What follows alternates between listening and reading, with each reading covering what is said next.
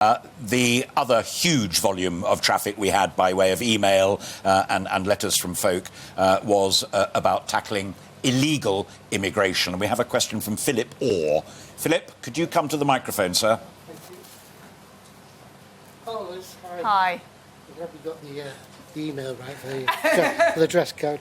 Yeah, I'm a Conservative Party member, but I've not made my mind up yet who to vote for. Hence why I'm here today.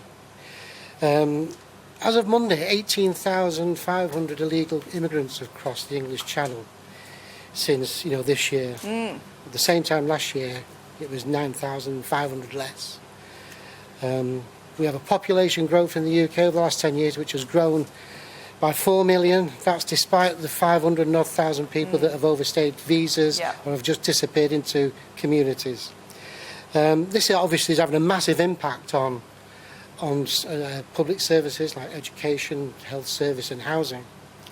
I want you to tell me what you are going to do to try and curb immediately what's this influx of illegal criminals, if you like, because that's what they are. They're coming into this country. We don't know where they're from. They're destroying their credentials. Last week, some of them were caught with weapons, a gun. All right, so that's what I want to know. What are you immediately going to do? Liz. So what is happening in the English Channel is absolutely appalling. We've got people traffickers using boats that are not seaworthy to try and get illegal immigrants into this country, and it is destroying lives, and it is a huge criminal operation that we need to stop. And that is why I worked with Priti Patel and others on the Rwanda policy to find a safe place where people could live, where if people are entering the country illegally, we can then send those people to Rwanda. And what I would do, if I'm elected as your Prime Minister, is make the Rwanda policy work by, through the British Bill of Rights, ensuring that we can't be overruled by the ECHR. Because that's been a problem, that we had the ruling from the ECHR and that stopped the policy going ahead.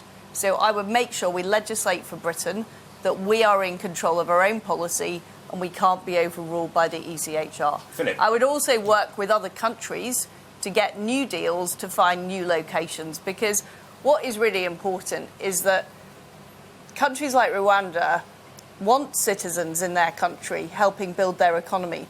They don't want a massive brain drain of people, but we need to work with them to make that happen and ensure there is somewhere for the illegal immigrants to go. Philip, what do you make of what you've heard from Liz? One other thing as well is that we've got the French who have been completely uncooperative with this. You don't say. And what I think should happen, and it's well within the Brexit bill when it came out, is to revoke French fishing licences. If you do that, that focuses their attention on helping us on their side of the channel to stop people coming over in the first place. And also, as well, we shouldn't be sending planes full of people to Rwanda. There should be ships. Those ships should be stationed in the English Channel so they go straight there. And if they've got no credentials, no ID, they go straight on the boat to Rwanda. Philip, bear with me just for 2 seconds.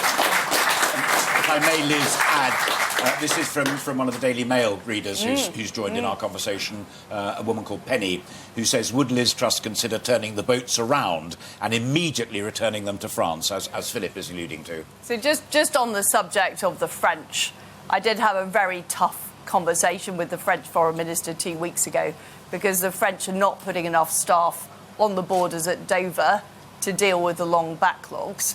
And I will be very clear and robust in my negotiations with the French. I think you've seen on the Northern Ireland Protocol that when we didn't get what we needed to change the protocol and restore peace and stability in Northern Ireland, then I got the protocol bill through Whitehall and I got it through the House of Commons. So I am prepared to take robust action with the French and with the EU to get things done.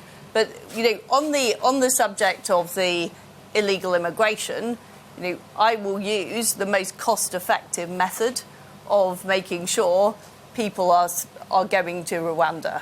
And I know that Priti Patel has looked at this a lot at the Home Office, and flights were the most effective way of doing that. The issue is at the moment that what is happening is people are getting on the phone to their lawyers when they're just about to take off, and they're using the European Court of Human Rights to stop it. So that is the issue we need to deal with. Philip, yeah, final point. Just final point, yeah.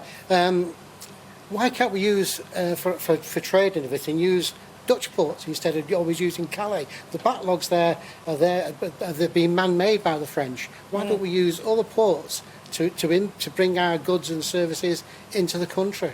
Because they've got us over the barrel, the French. I completely agree with you. Bit of a trade war brewing here, Liz. I absolutely agree with you, and I love the old Hanseatic League, and I'm an MP in Norfolk, and we've got fantastic ports like King's Lynn, which we should be using, and we should be restoring some of those old trade links. And what I'm about is building new trade opportunities with countries like India. So we are just about to do a trade deal with India, lots of opportunities to export there, and those are the growth markets of the world. The fact is the European Union isn't growing very fast. There are lots of other countries around the world that we can do more trade with, and I very much agree with you. Just to finish, I really do hope that this gets sorted out, because for years immigration, this government and previous governments have just used sticking plaster politics to get things sorted out. They haven't actually said we're going to do this, we're going to do that. It's all given lip service, and I hope something is going to get done, because there's a bit of an agenda there. You and others will reflect upon it, but